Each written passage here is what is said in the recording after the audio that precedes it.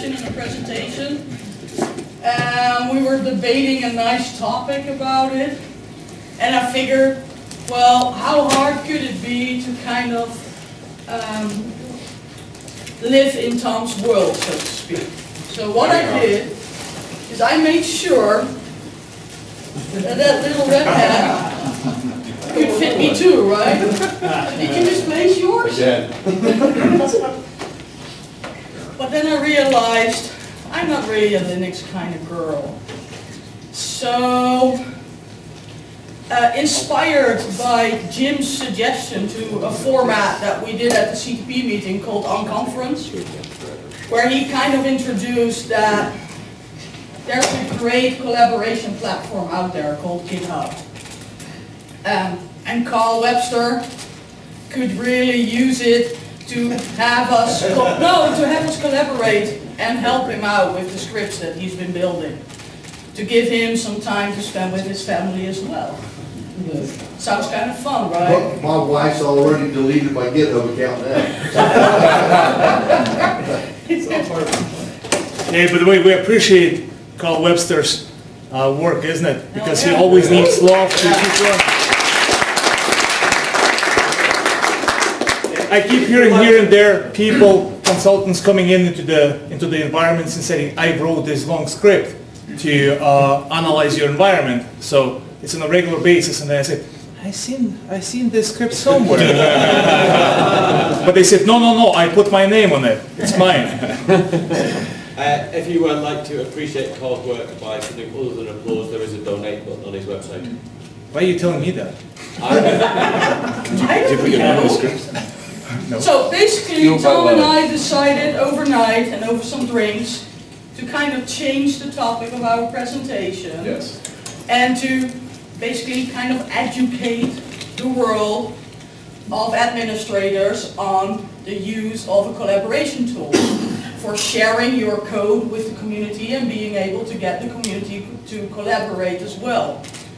And I have to admit, I still feel kind of like a GitHub node, and I pushed my code out there for the NetScaler automation scripts that I've been sharing. But I basically had not a lot of idea of what I was doing on GitHub. So I figured, why not be that GitHub node right in front of you, and like another coming out, so to speak. And ask all those stupid questions that nobody dares to ask. And even if you dress up as a minion, you can handle the world. So I figured, why not just make it kind of like an interactive presentation, because we didn't really have a lot of time to prepare. And just ask Tom to help me out in understanding how GitHub can help us all. You had the whole 9 people We didn't take a lot of time to prepare. No, but we did the whole. Pausing it a little bit there. So basically, I hope you have some questions, because then I won't be the only one just asking all these weird things. And I usually am a pretty fast talker, so I'm just going to run through a few things, and then we're either, if you don't have questions, Esther's going to show how to use GitHub a little bit, or we could just answer questions. But just starting back on what is Git. So yeah, because that was the first question basically. Yeah. I said, I uploaded my code, but what did I just do? So help me out. So, well, I mean, just in terms of the history of it, right? Because does anyone know who invented Git? Linus Torvalds. Same. Actually, Git is almost as important, I'd say, as Linux kernel. And so in 2005, he was using BitKeeper, and the BitKeeper people said, yeah, we don't want any free stuff on there. So he went and asked around, and basically he said, I want to make this, but I want some rules. So he looked around at all the different types of version control. He said, I got a patch in less than 3 seconds. And that ruled out almost everybody. He wanted to use CVS, if you've heard of that, as an example. And by an example, he wanted to do everything absolutely opposite it did, because he thought it was horrible. He wanted to support distributed workloads, and he also wanted to include all safeguards against corruption, accidental or malicious. So he created Git, and Git is, well, it's kind of interesting because the name, even in its own README, if you've ever seen it, literally says Git, the stupid content tracker. It says it could be a random 3-letter combination that's pronounceable, not used in Unix. It sounds like Get, which may or may not be relevant. It's a stupid, contemptible, and despicable, simple, take your pick from the dictionary of slang. Global information tracker. You're in a good mood, and it works for you. Angels sing, and a light suddenly fills the room. This is in the README, by the way. Or the goddamn idiotic truckload of shit when it breaks. And so if you go look at the README, that's what it means. Now, GitHub came up a few years later, and GitHub is the online version of it. Git can be a server that you run. GitHub uses Git on the back end, and a lot of other version controls use Git. The reason we did this, honestly, instead of Ansible, is because Ansible is worthless unless you put in version control. And it occurred to me that a lot of you might not be using version control. So GitHub is a great way to I'm get guilty of started. that, Tom. I have to admit, I still use like folders and tag every script name with like a version. That's not version control? day. But apparently there are That's what I some, use. yeah, apparently there are some better ways of doing that. At least that's what Tom keeps telling me. So, and a lot of us will see some project out there, some code, and it'll say fork me, or there's a button that just says fork, and you click Yeah, that it. sounded kind of dangerous. So I couldn't come up with a good, this is actually the stock Keynote, the program in Mac. I didn't even update the picture. It's so simple. Like, so you just click the button. The local setup, so there's a couple of things you can do. There's a desktop version of GitHub that you can download, and it makes all of what I'm showing here on the command line very simple to do. But just walking through this, if you have somebody else that you're using, you're going to clone it. And so when you clone it, you're basically entering your info, and you pull it down into a directory. You're going to configure that directory with your name and email address. It's required to track stuff. And so these give you commands. I'll share the deck. And then you're going to, what you're going to do is add a remote, you're going to call the upstream periodically, and all that means is you're syncing it up. So if I have some code Nestor wants to keep track of it, right? From time to time, I'm going to update my stuff, and after she's forked hers, it's safe until she syncs it back up. So that's all that does. Now, on a lot of these communities, if you want to contribute, be it documentation, anything like that, this is generally the format you're going to follow. One person generally maintains it, and we have a whole bunch of people that want to add to it. And so what I'm going to do is walk you through how to add to that. It's called a pull request. And when you get your first pull request merged, it's a wonderful feeling. You have just contributed to the open source We're world. gonna experience You were, it. yeah, you were Only famous. music. It's, I can't describe the feeling, but every developer who's contributed open source remembers the first time their pull request got merged by a project. So you do all that, change it. Again, you just change something, right? I fixed a spelling mistake. That could be it. After you change it, what you're going to do, yeah, you're going to push it. So in this case, you're rebasing the master, and that just means you're pulling in all the changes. Keep in mind, on a big project, things can be changed, every minute. So rebasing it is important because you want to minimize the amount of code changes that you have. For a document, it's probably not that big of a deal. Once you've checked out, generally for this project, they're going to have you name something. So you're going to create a name branch, and then you're going to add the file that you changed.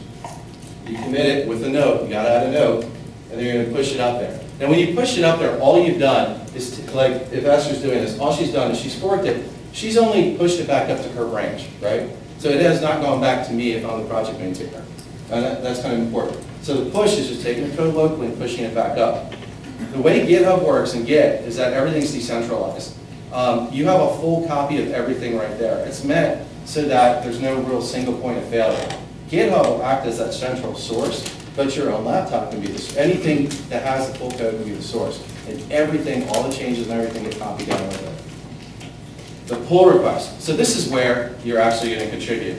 And we can walk through this, but in this case, there's a project I contribute to called Rockstore. And I often help with some JSONs. He's basically made Docker containers. Just think of it as I write the recipe for the Docker container.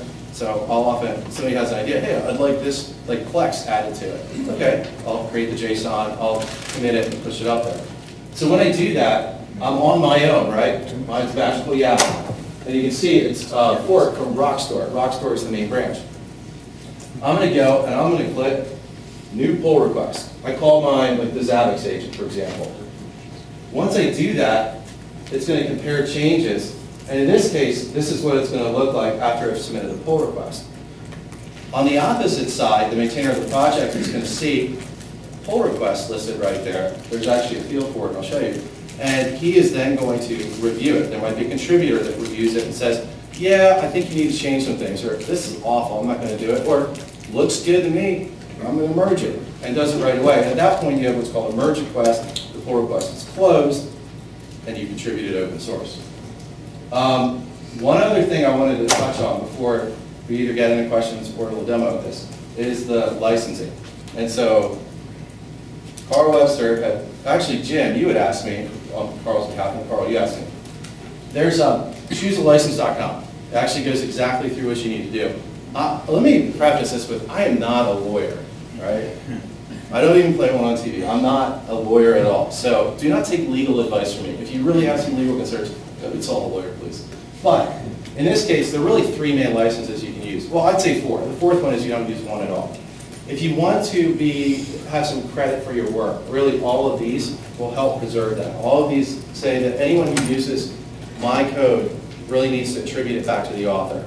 Now, the MIT license is great because you can share it with anybody. And with anybody, what I mean is that you can share it with a proprietary company. They could then use your code, and they wouldn't have to necessarily include source code. That might be relevant if you have devices that you can't share source code on. That is a problem. If you go all the way to the new license, the new GPL v3, that requires you must share source code. And it actually prohibits the use of any device that can't do it, meaning it bans it outright. And so what the GPL v3 says is that you, just think I love open source so much that anybody who uses my stuff must also do it. It's called a copyleft license. That means that that license must be used by the person who uses the work of you. So that license must keep going. So you might see the popular one, but it might be popular because a lot of people are using it. The MIT one is the most shareable one. It's very easy to set up. The one in the middle, the Apache one, which I honestly use a lot, is more, it really adds on the MIT one, and it gives an express grant of patent rights. And so this might be important if you have somebody, if you're worried that people who are contributing might contribute some code that might be patented, or that you might want to put a patent on something and not lose that. So that people contributing, you don't want them to say, hey, well, I get a cut of that, if you're going to patent off that. So anybody who contributes to it gives up their right. Again, I'm not a lawyer, so if you think I'm wrong, go talk to a lawyer, get the thing straight. But this is generally the 3 different types of licenses. I tend to stay towards MIT or Apache. The reason being is unless somebody wants to do GPL v3, it really restricts the use of what you're going to do. If you're using documentation or you're just doing scripts, I highly suggest going more this side. If you have some awesome new software that you don't want anyone to touch, but you want to make it publicly available, you might want to go to GPL v3. The other thing about GitHub is not everything has to be public. If you create a GitHub account, you're granted one private repository. It means no one else can see it. So if you pay them, you can have more than one private repository. You can also just set up a Git server locally and do all that. Git works with any file, really. Yeah. I was just gonna ask for feedback for the people that know my scripts and stuff, since I'm gonna work with Jim and the overall goal is to get, as many of the 50 scripts up into GitHub as possible eventually. Which of these would they like, or do they think would apply? So since the script itself is the code, you really could use any of them. I would lean more towards this one, but again, I'm not a lawyer. So you really can't go wrong with any of these. But I will say, if you have any patent concerns, you want to go here or here. So I would suggest the Apache because you certainly want credit, which the first one would give you. But also, I don't think that you would want somebody included in another open source project that they then patent and then make a lot of money of it and don't give it to you. Right.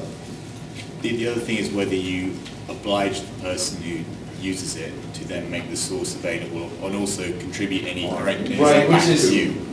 This is the GPL-v3 is very difficult for companies who aren't entirely open source to use.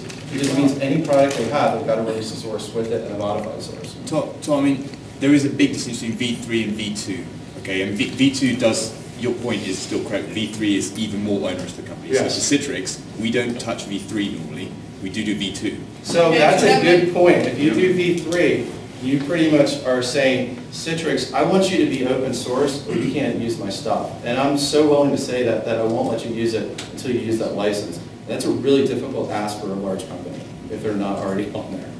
Is that Yeah, fair? so basically, I kind of choose the V3 one, because I thought, cool.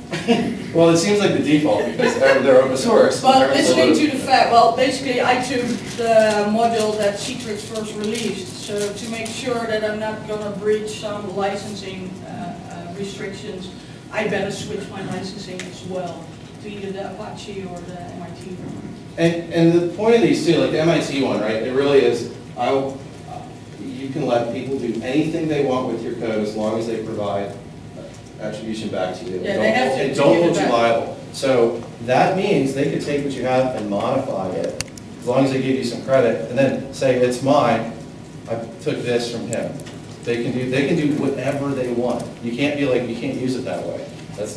They can use it whatever way, they could use it in a highly inappropriate way that you might not like.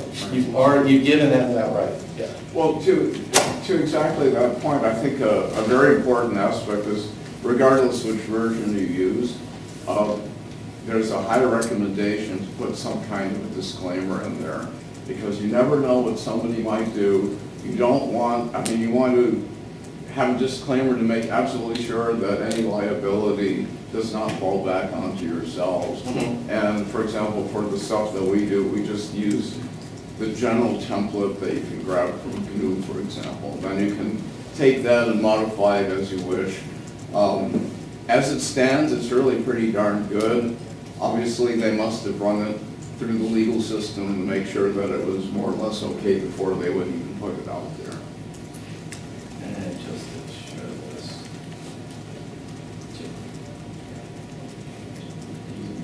So I think both Tom and I have many, many scars on open source licenses, so if you want to know more on that, I'm sure we can Okay, well, have it offline. that's good advice. I'm not a lawyer either, just so you know. Yeah. No, but I kind of Practical experience. felt lost at realizing which license to pick, and because I got the request from others saying that I want to use your code, but you have to have a license added to it, because otherwise I don't know how to use your code.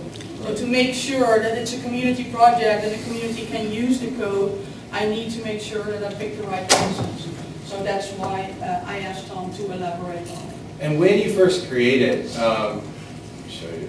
If I go and create a repository, start a project and give it a name, right here, there's a drop down that lets you pick a whole. So there are a lot, right? The unlicensed is pretty much as it says, but you'll see the ones in bold are the top ones there. And so just, if you remember, honestly, if you Google, like, which license GitHub, if you'll be directed to that site, real simple. Those are going to fulfill most of your choices. There's even an option goes, what if it's not software, you know? Like, or what if I don't want a license? That's okay. Yeah, the bigger license size kind of runs you through the decisions that you have to make. So it asks you questions, and based on your input, it kind of directs you like a decision tree to the right license to pick for your code. And just as a demo of that one, so the Rockstar project I contribute to, I've already forked it. This is their main one. If I go to pull request, what you'll see is I don't know what Pi-hole is, it's not enough. You'll see a whole bunch. So here's one. I made Arc server work, but it actually sucks. It's like a resource hog. So but And, does everyone understand what he's talking about when he says that he forked it? Yeah, and in this case, I actually created a JSON and just added the JSON back.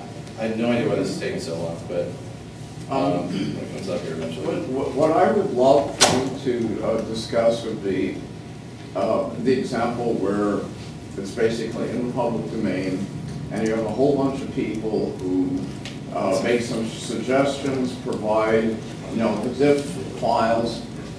Do you have a standardized procedure that you use to incorporate or evaluate these proposed changes, test them out, and go through some kind of decision-making process as to how then you decide whether or not to commit the back end? So they do. So if you take this project, I've used this as an example. If you go to issues, what happens here is people are like, they come up with all these problems, which may or may not be relevant.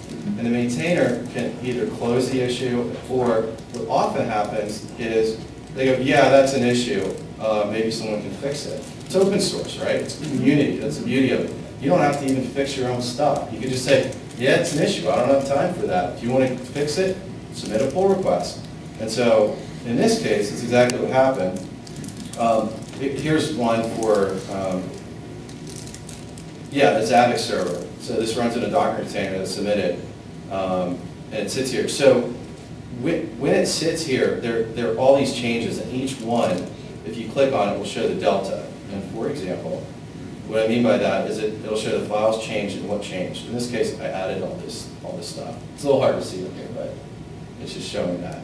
Yeah, and from what I understand, a pull request is basically your suggestion to a code change to the original owner of the code, so to speak. So I can fork it to my own repository to make sure that I'm able to edit the code, because they're still in control of the original code. Yeah. But if I want to give back the changes or the improvements that I made to the code in my own repository, I can create a pull request, and with that pull request, I kind of trigger the original owner of the code that I want to add my changes to his script. And they are still in control of their code, and it's their decision whether or not to accept that change, accept that pull request, and have it merged into their master branch or a sub-branch that they created. And there are a couple ways to do it. In this case, review changes. I'm a contributor on Did we this. answer your question?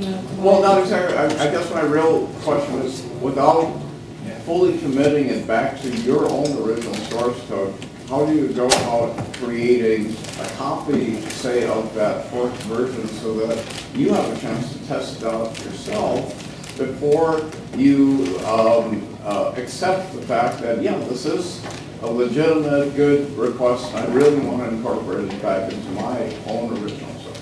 So the first thing it's going to do is it's going to highlight anything that differs, such as if you have not synced back up to the master and there's overriding changes, so you're modifying a file perhaps it doesn't exist anymore. Like it'll highlight that immediately. If it goes through, it's up to you to determine how you want to test it. There are integrations that you can use. There's testing suites that can be run through.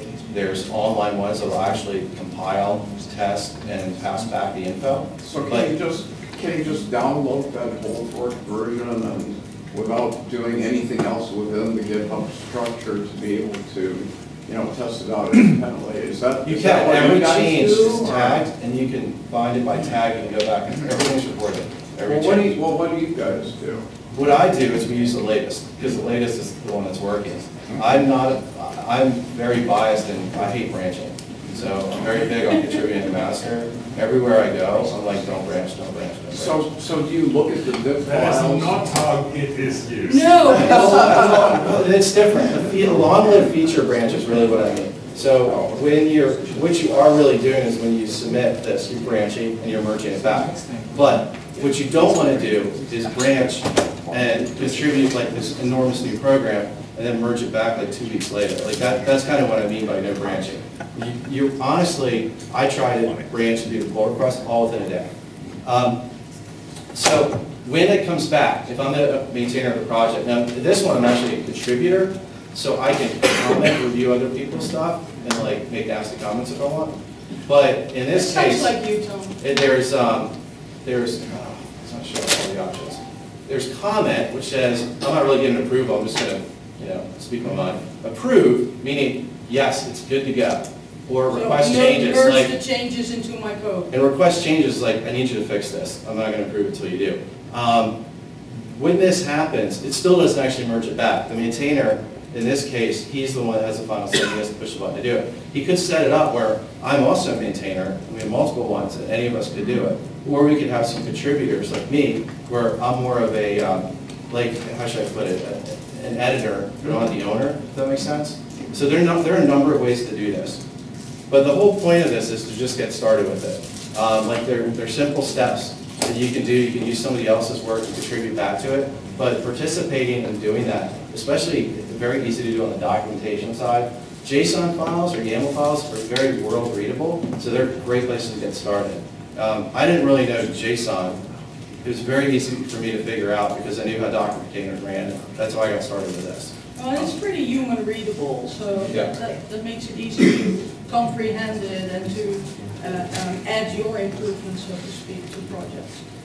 Yeah. So was any of that helpful? You think or? No, this was good. There's a lot of people, I think there's a lot of people in the room that kind of write scripts and stuff and kind of keep it to them. It's not, they don't keep it to themselves on purpose, but, you know, this is a nice way for them to contribute back. Right. This is something that's been on my list forever to learn. It's really good. Yeah, and- Just seeing it. It's like a blog, just publish it. Like, don't make it perfect, just get it out there. And the cool thing is it doesn't even have to work. And you can even be like, I know it's broken, I just don't know how to fix it. If anybody else wants to fix it, please help. You know, that's the way a lot of these projects get started. Somebody might come in and is like, you know, I've been working on this other thing, and you just solved the part I couldn't. And, like, it's where kind of magic happens. Yeah, it was just like with the whole WannaCry thing, and it was just amazing to watch the community contribute to the decryptor and all the things that all happened Yep. to the Git. It was just everyone was branching and running into it. Pretty cool. Yeah, I think it's kind of a new, it may be a very known concept for developers who kind of roll into that as they grow and get experience in their jobs. But from us being administrators and moving to that more DevOps role, it's kind of new to start sharing your code and figuring out what the power of community and collaboration is. So that's one of the reasons why we figured this would be a nice topic. And Tobias, going back to your point, I think you were more referring to code review.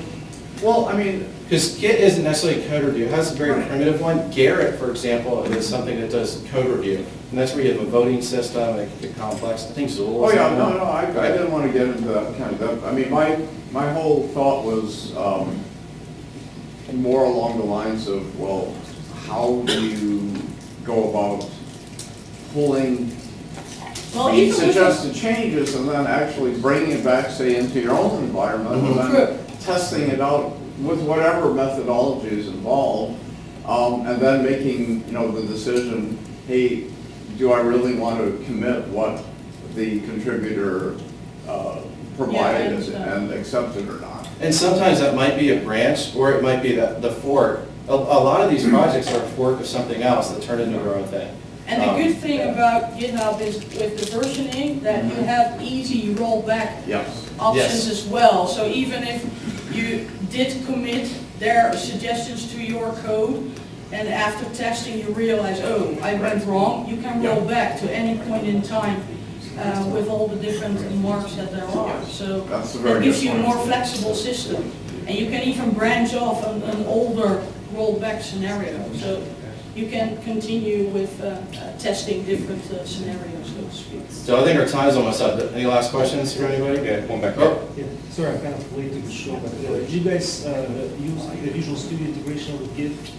Not yet, Well, but Jim personally, I don't, because they definitely- forced me to use Eclipse. You should really use SourceTree for the test, yeah, that's the best. My hands are tied, but I don't know if other people do. Jerry had a question as well, then we'll answer. It's more of a kind that, you know, you showed the Git command line stuff. Yes. You also get windows that puts the Git into your context, then you expose, you just do commit and push from there on a folder. And also, as Alex was just talking about, I mean, I use VS Code to write all my own PowerShell stuff. But you also have direct Git integration. Yes. You can commit and push directly from your code editor. So I'm basic, I use command line a bit, but the Git, if you look Git desktop, there's a Windows, there's a Mac, there's a Linux version. That is GUI based, basically all those command line stuff that I just showed you, that's all done there. It's a click button. The only thing you're doing manually is literally making the change.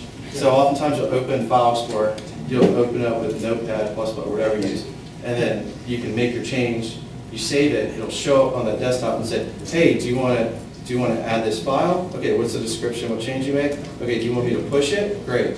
So it's it's basically handled all those steps. And to your point about other programs, the integration, it does all of that all in one. I mean, it's more a click button at that point, so. Yeah. But if you give me another cap, Jim, we're gonna do another session. Charlie, you go? You already said one thing. All right. All right. Thank you, everybody. Say it.